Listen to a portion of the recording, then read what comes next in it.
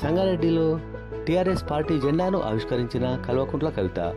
TRS party అధినేత కల్వకుంట్ల కవితకు సంగారెడ్డి చౌరస్తా వద్ద మహిళల బతుకమ్మలతో, గిరిజనుల ఆటపాటలతో ఘన స్వాగతం పలికిన టీఆర్ఎస్ పార్టీ శ్రేణులు.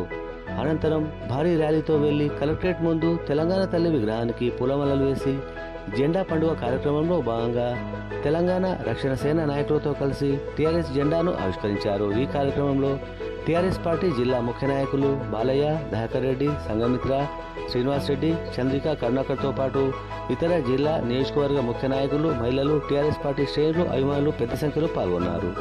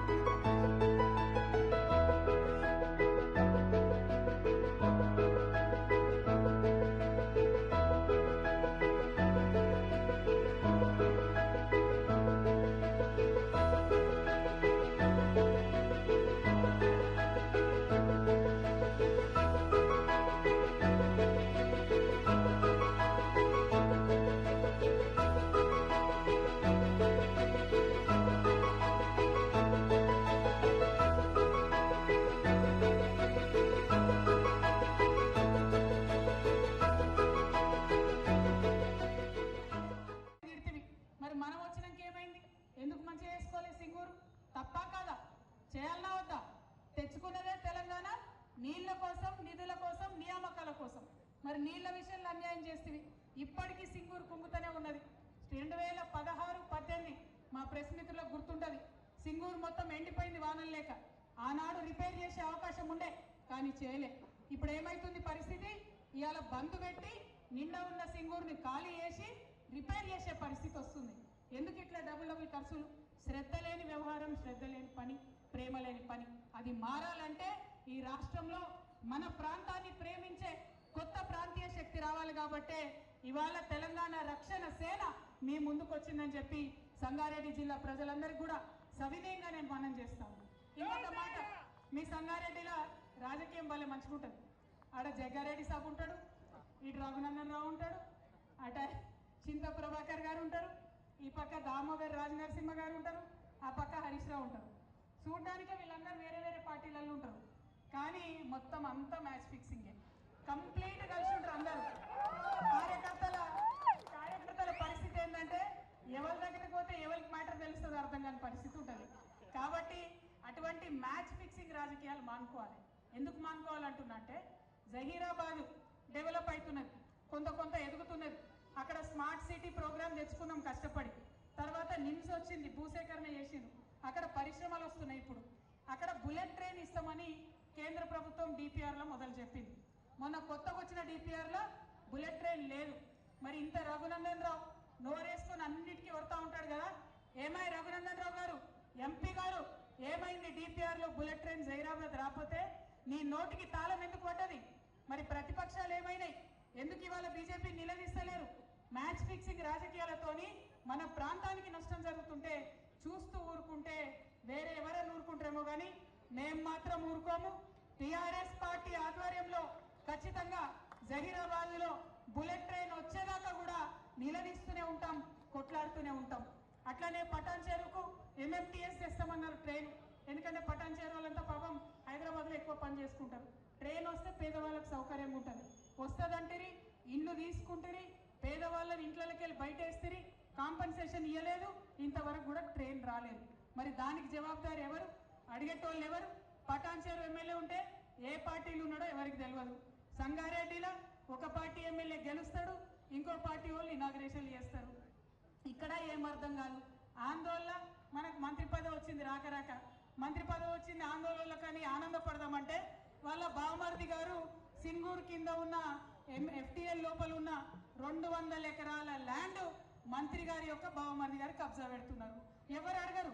హరీష్ రావు గారు అడగరు, జగ్గారెడ్డి గారు అడగరు, ఏ పార్టీలో అడగరు. అందరు కలిసి ఏంటంటే ప్రజలకు ఇవ్వాల్సిన ఇయ్యరు, వాళ్ళు మాత్రం రాజకీయంగా ఎదుగుతారు, ఆర్థికంగా ఎదుగుతారు. ఈ రాజకీయం సంగారెడ్డిలో మారాల్సిందే. ఖచ్చితంగా సంగారెడ్డిలో ఒక కొత్త ఒరవడి సృష్టిస్తాం, మంచి రాజకీయానికి మార్గం వేస్తాం. టీఆర్ఎస్ పార్టీ నుండి ఒక మాట ఇచ్చినాం, పాంచజన్యం 5 పథకాలతోని ప్రజల దగ్గరకు వస్తాం. మొదటిది ఉచిత విద్య. ప్రైవేట్ అయినా సరే మీ పిల్లగాడు పిల్ల ఎంత చదువుకున్నా సరే మీ జేబులకి వెళ్ళి ₹1 ఖర్చు పెట్టకుండా చూసుకునే బాధ్యత నాది అని మాట ఇస్తా ఉన్నా. రెండవది ఉచిత వైద్యం. ఎన్ని లక్షలు ఖర్చు అయినా, ఎంత పెద్ద రోగం వచ్చినా మన తెలంగాణలో ఏ ప్రైవేట్ హాస్పిటల్కి మీరు పోయినా రాజాల లెక్క తీసుకుపోవాలి, వైద్యం చేయాలి, ఇంటికి పంపించాలి. మాట ఇస్తా ఉన్నాం, ఉచిత వైద్యం ఖచ్చితంగా ఇస్తాం. ఇక మూడవది వ్యవసాయం. ఇలా రైతన్నలు కల్లాల దగ్గర రైతులు కష్టాలు పడుతుంటే, గుండె ఆగిపోతుంటే అడిగేటటువంటి గుండె ధైర్యం ఏ ఒక్క నాయకుడు కూడా లేదు. చాలా ఇబ్బందులు పడుతున్నారు రైతులు. వారి ఇబ్బందులను తీర్చే విధంగా ముందుండి టీఆర్ఎస్ పార్టీ నాయకులం కొట్లాడతాం.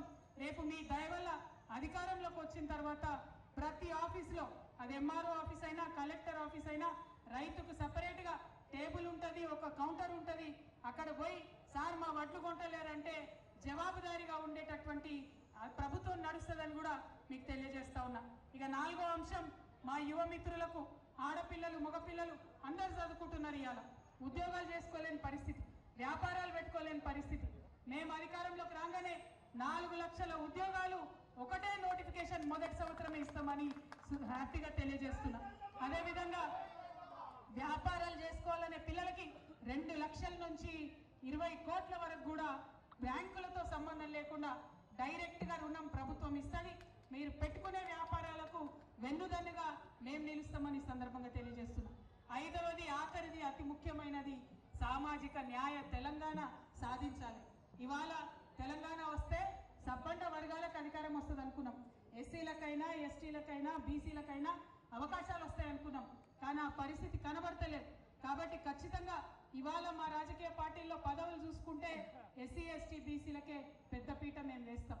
రేపటి నాడు మా ప్రభుత్వంలో కూడా అన్ని వర్గాలను కలిపి గౌరవ మర్యాదలు ఉండేలాగా, పదవుల్లో ప్రాధాన్యత దక్కేలాగా ప్రయత్నం చేస్తామని చెప్పి మీ అందరికి కూడా నేను మాట ఇస్తా ఉన్నాను. మళ్ళీ ఒకటే మాట చెప్తున్నా, సంగారెడ్డిలో ఉన్న మ్యాచ్ ఫిక్సింగ్ రాజకీయం పోవాలి, మన పటాన్ చెరువులో ఉన్న పొల్యూషన్ పోవాలి, జహీరాబాద్లో ఉద్యోగాలు రావాలి, కానీ పొల్యూషన్ రాకూడదు, మంచి అవకాశాలు వచ్చే విధంగా ప్రయత్నం చేయాలి. మరి మా ఇక్కడ ఉన్న ఇవాళ కండువా వేసుకున్న టీఆర్ఎస్ నాయకులం అందరం కూడా మొదటి జెండాతోని మొదలుపెట్టినాం, మొదటి అడిగేసినాం. చాలా పెద్ద ఎత్తున మరి ఆ చౌరస్తా సంగారెడ్డి చౌరస్తా నుండి ఇక్కడి వరకు ఊరేగింపుగా నన్ను తీసుకొని వచ్చిన యువ మిత్రులకు, బతుకమ్మలు ఎత్తుకొని వచ్చిన మా ఆడబిడ్డలకు, మా బంజారా అక్క చెల్లెళ్ళు ఎండలో కూడా వెన్నెల ఉన్నట్టు నాట్యం చేసుకుంటూ తీసుకొని వచ్చిర్రు. వారికి అందరికీ కూడా హృదయపూర్వకంగా ధన్యవాదాలు తెలియజేస్తూ, ఇది ఒక్క అడుగుతోని ప్రారంభమైంది.